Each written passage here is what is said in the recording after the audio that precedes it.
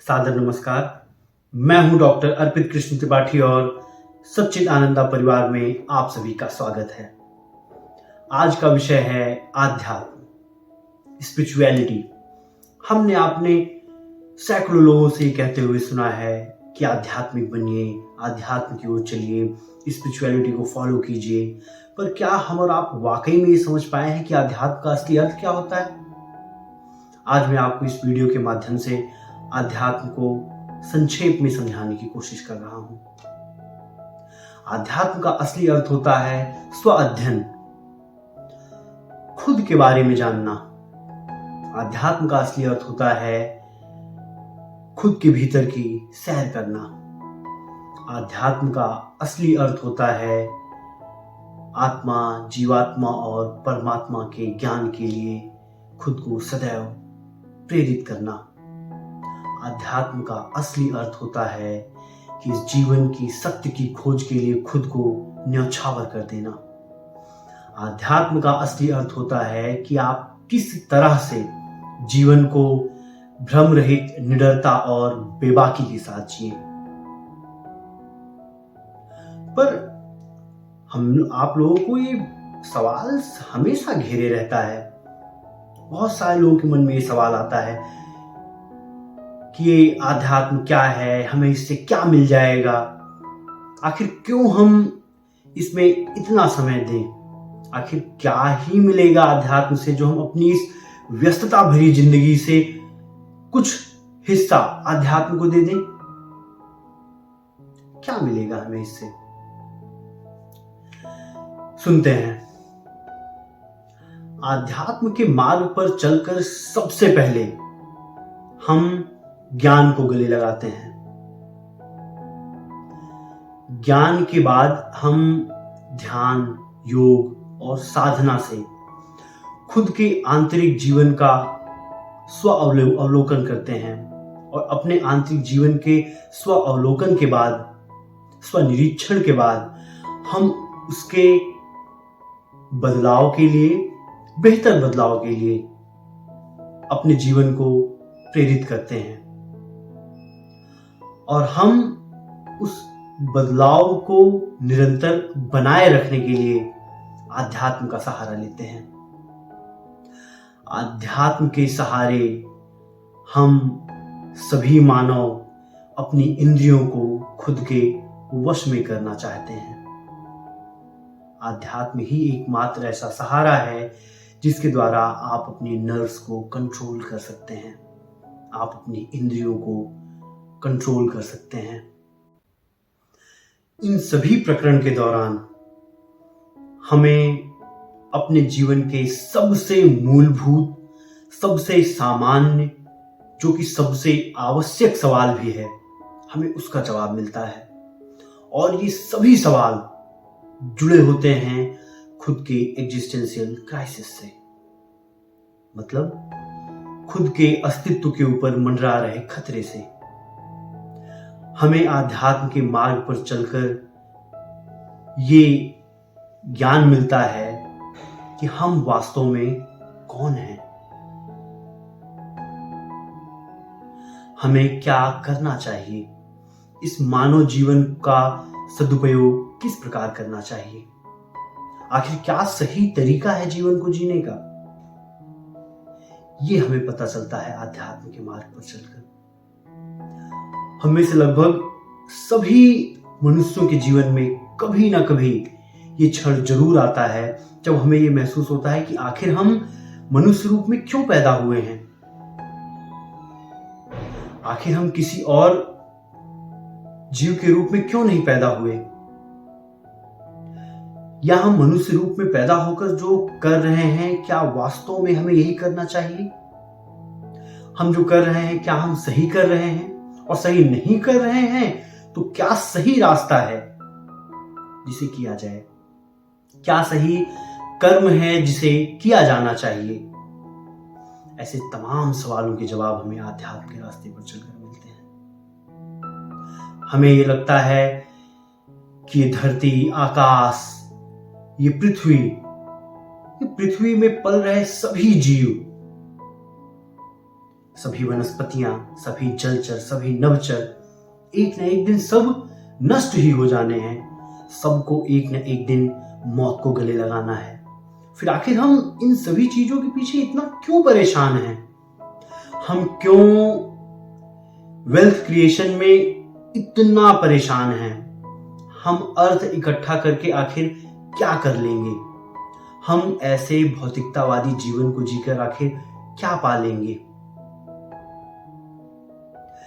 क्या हम ये करके मानव प्रजाति का या और सभी प्रजातियों के लिए हमने खतरा नहीं इकट्ठा कर लिया है? बिल्कुल किया है। क्या हमने हजारों प्रजातियों को विलुप्त नहीं किया है? क्या हम अपनी जो मूलभूत आवश्यकताएं हैं, जल है, वायु है, मिट्टी है, क्या हमने इसे बर्बाद नहीं किया है पूरी तरह? और क्या मिल गया ऐसा करके? इस औद्योगिकरण के समय में हम मनुष्यों ने खुद को पैसे से जरूर भरा है, पर हमने खोया क्या है? शायद ही हम कभी इस विषय में विचार करते हों, क्योंकि हम अपनी मूलभूत आवश्यकताओं के पीछे इतना परेशान हैं कि हमें वास्तविक मुद्दे कभी नजर ही नहीं आते। वो भी ऐसी मूलभूत आवश्यकताएं जो कि वास्तव में मूलभूत है ही नहीं। हम उनके लिए परेशान हैं। और हमने क्या पाया है? हमने पाया है सभी जीव और वनस्पतियों को जीने के लिए एक गंदे से गंदा वातावरण, और ये वातावरण भविष्य में और बेकार ही होने वाला है। औद्योगिकरण थमने नहीं वाला, और हमारी ऐसी मूलभूत आवश्यकताएं जो वास्तव में मूलभूत नहीं हैं, हम उनकी लिस्ट बढ़ाते जा रहे हैं, लगातार बढ़ाते जा रहे हैं। हम आप क्या उम्मीद करते हैं कि हम आने वाले समय में कैसा वातावरण बनाएंगे? हम मनुष्य व्यवहार के रूप में बिल्कुल ही अधीर होते जा रहे हैं, इम्पेशेंट होते जा रहे हैं। क्यों? क्योंकि वास्तव में जो चीज है हमें उस पर विचार करने के लिए वक्त ही नहीं मिलता। हमें आध्यात्म के विषय में सोचने का वक्त ही नहीं मिलता। हमें आपको अपने वैदिक स्क्रिप्चर्स, अपने वैदिक ग्रंथों को पढ़ने का वक्त ही नहीं मिलता। उसके बारे में विचार करने का वक्त ही नहीं मिलता, क्योंकि हम आप इस औद्योगिकरण के समय में ऐसी चीजों से घिरे हुए हैं कि वो हमें देखने ही नहीं देती हैं उसके आगे। क्योंकि उन्हें पता है कि अगर हम आप इससे आगे देखना शुरू कर देंगे और जो चीजें वाकई में आवश्यक है हम उसके विषय में सोचना शुरू कर देंगे, तो उन सभी की दुकानें बंद होने वाली हैं। हम रोजमर्रा का जीवन इतना दूषित करते जा रहे हैं खुद के लिए, तो विचार कीजिए कि आने वाली पीढ़ियों के लिए हम कैसा समाज बना के दे रहे हैं। आने वाली पीढ़ियों के लिए हम इस धरती को जीने लायक कैसा बना के दे रहे हैं। जितने भी बड़े शहर हैं इस पृथ्वी के, वहां ग्राउंड वाटर पीने लायक नहीं है, हवा सांस लेने लायक नहीं है, जमीन से उगने वाले अनाज केमिकल से भरे हुए हैं, पेड़ों में उगने वाले फल उनको हमने बाहर से कीटनाशक डालकर विषैला कर दिया है।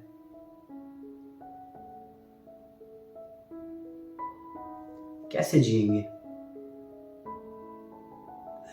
क्या अब भी हमें ये विचार करना होगा कि ये सही वक्त नहीं है आध्यात्म की ओर जाने का? क्या अब भी हमें ये विचार करना होगा कि ये सही वक्त नहीं है खुद की जरूरतों को मिनिमम रखने का? क्या अब भी वक्त नहीं है कि खुद को, मनुष्यों को मार्स पर बसाने से पहले इस धरती को बेहतर बनाने की पहल किया जाना ज्यादा आवश्यक है? यकीन मानिए इन सभी सवालों का जवाब आपको आध्यात्म के मार्ग से मिलेगा। वरना हम एक ऐसे पर्दे से इस दुनिया को देखते हैं कि चीजें हमारे आप को समझ में ही नहीं आती, हमारे आपके जहन में आता ही नहीं है, क्योंकि हम इस तरह से डिजाइन कर दिए गए हैं कि हम सुबह से लेके शाम तक, अगली शाम से लेके सुबह तक हम इन्हीं मूलभूत आवश्यकताओं को पूरा करने में व्यस्त रहते हैं। पेट की क्षुधा कम नहीं होती तो मस्तिष्क की क्षुधा को कम करने का, शांत करने का वक्त कहां से मिलेगा? हमें वक्त निकालना पड़ेगा, आध्यात्म के मार्ग पर चलना पड़ेगा, वैदिक ग्रंथों को फिर से पढ़ना पड़ेगा और उसके सार को समझना पड़ेगा। इस मानव जीवन का वास्तविक अर्थ समझना पड़ेगा। मैं बिल्कुल ये नहीं कह रहा हूं कि पैसा कमाना बिल्कुल गलत बात है, बिल्कुल जरूरी है। इसलिए जरूरी है क्योंकि हमने आपने उसको इतना आवश्यक बना दिया है, इसलिए पैसा कमाना जरूरी है। कोई भी इंसान आज के समय बिना पैसे के एक अनाज का दाना नहीं खरीद सकता है, शुद्ध पानी नहीं पी सकता है, तो कैसे ना कमाए पैसा? लेकिन हमें इस पर भी विचार करना होगा कि क्या अपना पूरा जीवन हमें सिर्फ पैसा कमाने पर ही व्यर्थ करना है, या इस जीवन का वास्तव में भी कोई अर्थ है? बहुत सारे नास्तिक लोगों के मन में ये विचार आते हैं कि everything is absurd, everything is just accidental, चीजें बस यूं ही हो गई हैं, हमारा जन्म यूं ही हुआ है। ऐसा नहीं है, या वास्तव में ये है भी या नहीं, इसका जवाब भी हमें आध्यात्म के मार्ग पर ही चल के मिलेगा। इसका जवाब भी हमें अपने वैदिक ग्रंथों में मिलेगा, हमें वेदों में, उपनिषदों में मिलेगा, हमें श्रीमद् भागवत गीता में मिलेगा, हमें ब्रह्म सूत्र में मिलेगा।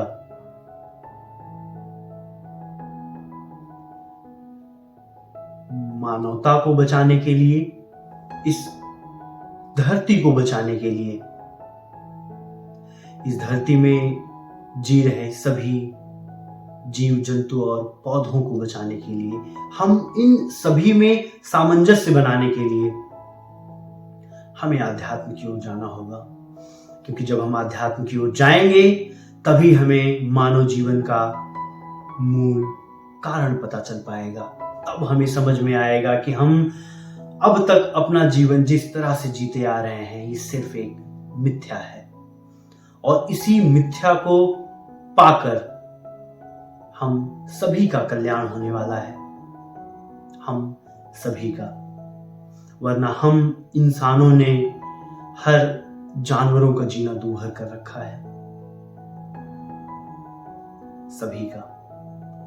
तो सभी के कल्याण के लिए, जैसा कि सनातन धर्म के किसी भी कार्यक्रम के बाद एक नारा लगाया जाता है, विश्व का कल्याण हो, उसी नारे के साथ मैं आप सभी को ये बतलाना चाहता हूं और ये आग्रह करना चाहता हूं कि आध्यात्म के मार्ग पर आइए, वैदिक ग्रंथों को पढ़िए और मानव जीवन का मूल कारण समझिए।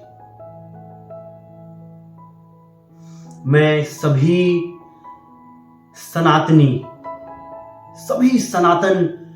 धर्म को मानने वालों से ये आग्रह करता हूं, ये विनती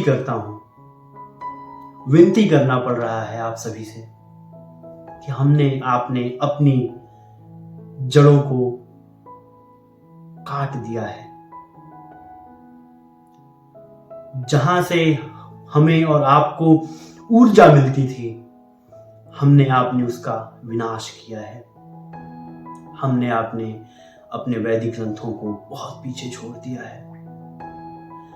ये वक्त है कि हर घर में वैदिक ग्रंथों को पढ़ाया जाए, हर घर में उपनिषदों की चर्चा की जाए, हर घर में श्रीमद् भागवत गीता के श्लोकों का अर्थ समझाया जाए।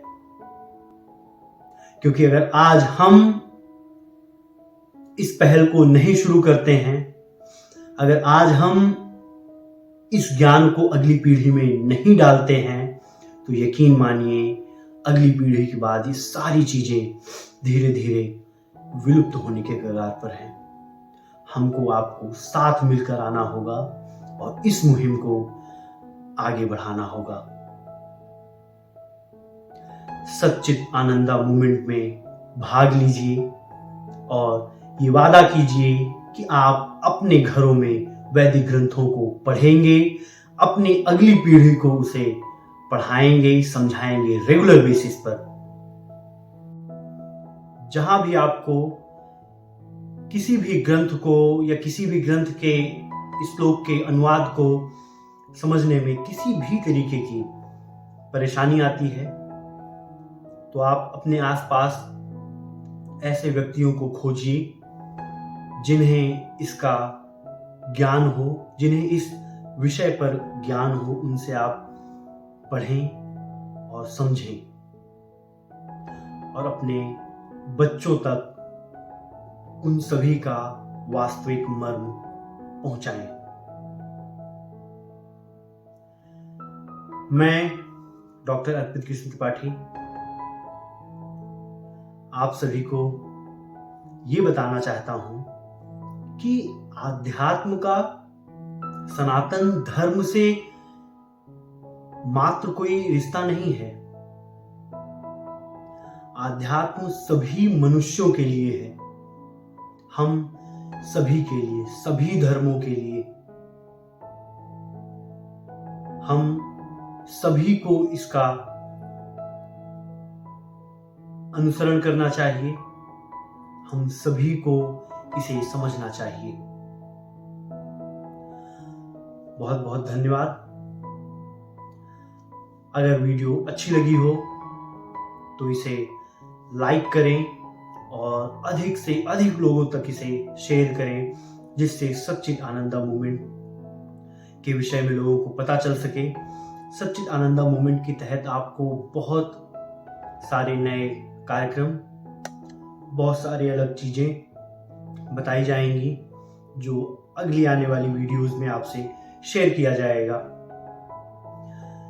सारी चीजों से अपडेटेड रहने के लिए चैनल को सब्सक्राइब कीजिए और नोटिफिकेशन बेल को जरूर ऑन कीजिए, जिससे सारी वीडियोस आप तक पहुंचती रहें।